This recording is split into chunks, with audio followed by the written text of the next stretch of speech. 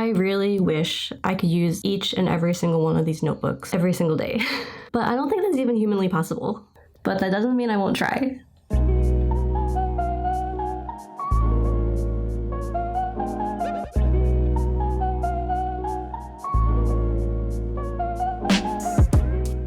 Hello and welcome back to my channel. My name is Brina and I am a stationery obsessed illustrator, and this is my pretty late techo kaigi. That's right, today we are finally going over my extremely tentative planner and journal setup for 2022. I say extremely tentative because I'm keeping it open to possible changes. 2021 was like a very restless and experimental year for me in terms of the notebooks that I tested out, and so if you want to see all the planners and journals that I went through over the course of 2021, I'll link that video up in the cards and also in the description box down below if you want to check it out. But basically, I'm not sure if I'm completely done with that like experimental phase of trying out different notebooks and systems to see what works best for me. So yeah, I'm just keeping it open. But with that being said, I am quite comfortable with the setup that I am at least starting out 2022 with, and I'd be very interested to see what sticks around and what changes by the end of the year. So without further ado, let's get into it.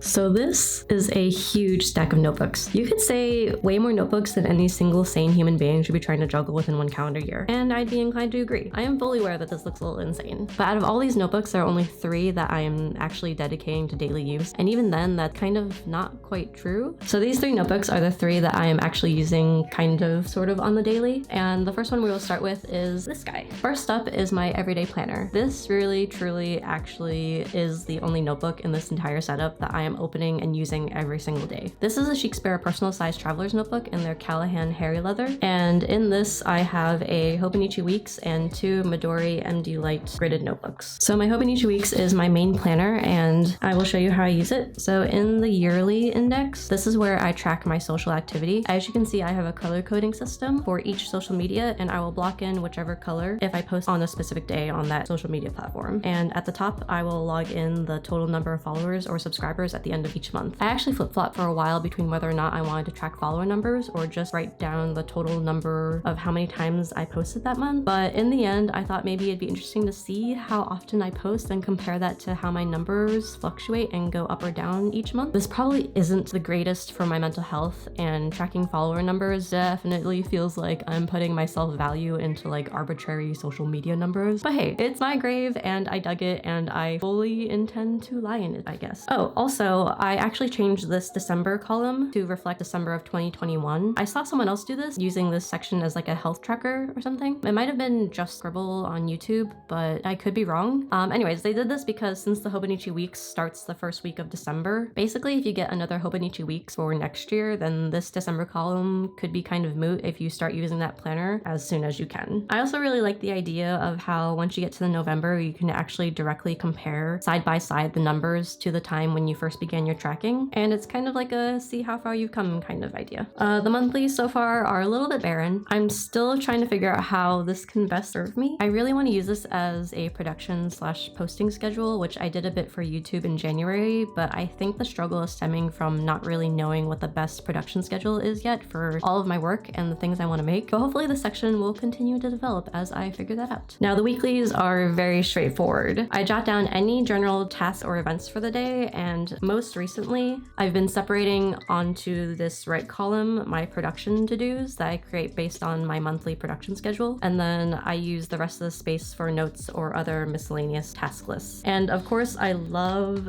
decorating with washi and stickers. It makes me very satisfied to theme each week and make it all fun and colorful. And finally, the notes section is kind of miscellaneous things. It's a bit of daily bullet journaling if I feel like I have a lot to do on a particular day and I just want to break down all my tasks a bit more. And I've also done some color swatching in the back. I want to add more lists, but honestly, most lists I tend to keep digital, so this might just stay as like extra bullet journaling and planning space until further notice. The second notebook is currently an extra notes/sketchbook/random thoughts journal, but I've been toying with the idea of setting it up as like a health log. I do enjoy exercising, not so much during the colder months, but I know the desire is gonna hit me once it starts getting warmer, so I want to try and log that. But like I said, I'm not too into exercising during the wintertime. I more more want to do the opposite. I kind of just hibernate and eat and drink lots of sweet decadent stuff. Also, I've been feeling a little ill this month, so I'll probably set this up as a health vlog and get back into exercise sometime around the springtime. And then the last notebook is my work log. I can't show much, obviously, due to like confidential, boring work reasons or whatever, but I can show you my color code key. Basically, I just use this as kind of like a bullet journal style system to just log anything I do for work throughout each day and anything I need to follow up on or reference later. And that is it for my everyday planner.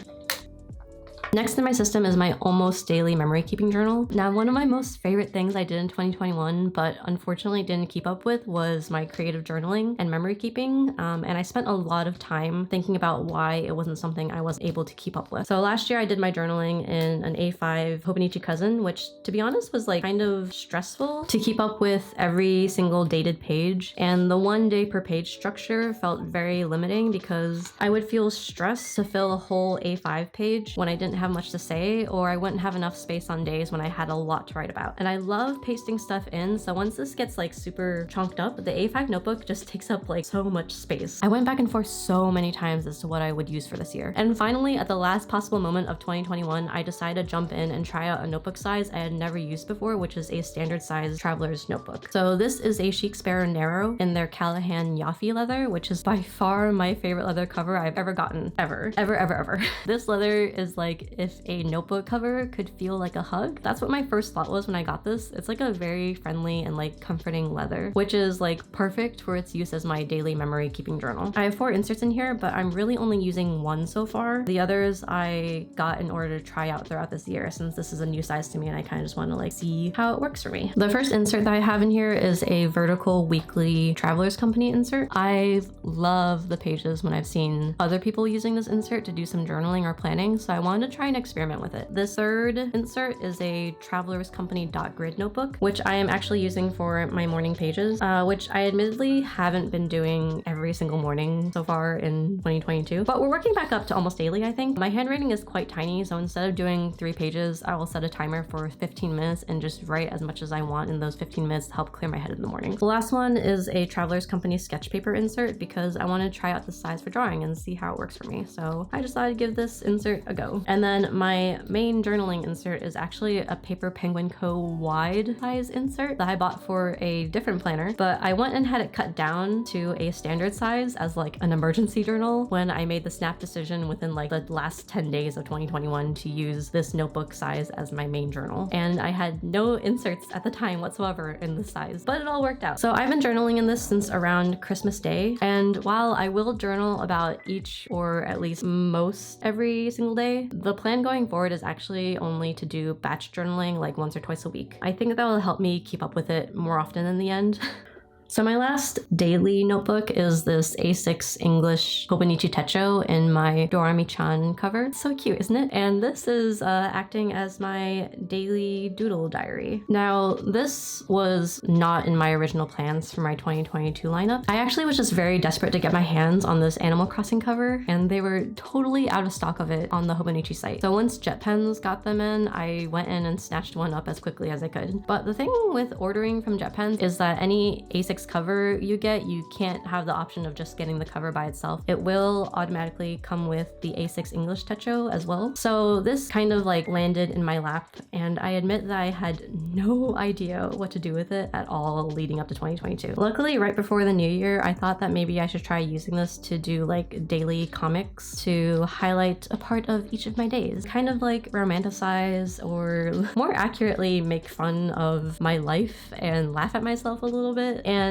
this has been like a really great practice for me to explore storytelling and comic pacing, which I've never done before. I did set an art resolution for myself this year to practice emotions and gestures more. So far, this has actually helped me a lot to practice that resolution in like a small daily basis. And hopefully I'll be able to apply those skills into larger artworks I do in the future. I'm also just finding that I'm like really enjoying doing comics. I wind up doing this about every other day so that I usually complete one whole spread in one sitting. This comic journaling style actually goes by a lot faster for me than my memory keeping journal, so I feel like I can do this a lot more often without burning out.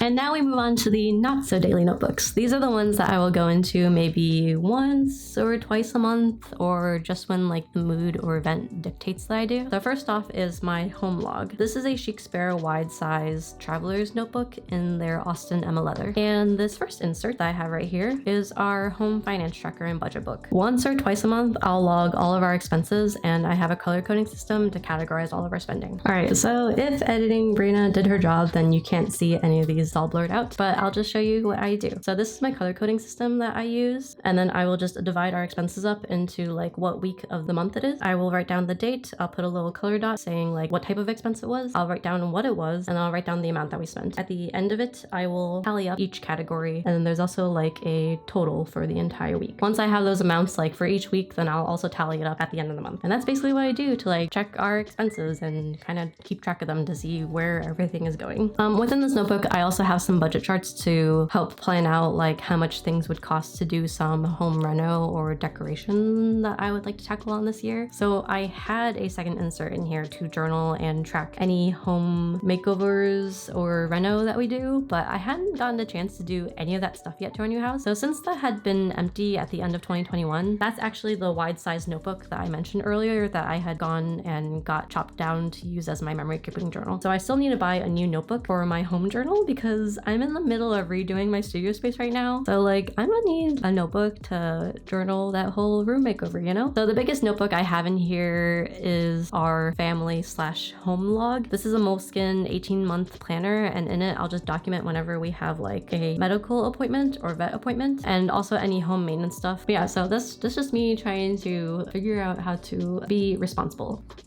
And this is my tarot journal, which is in this B6 size cover from Chic Sparrow in their Waypoint Sequoia leather. This has a Stylogy notebook as my main journal, where I basically write down like larger readings that I do. Sometimes I'll journal about like a daily tarot pull, but more often than not, I kind of don't.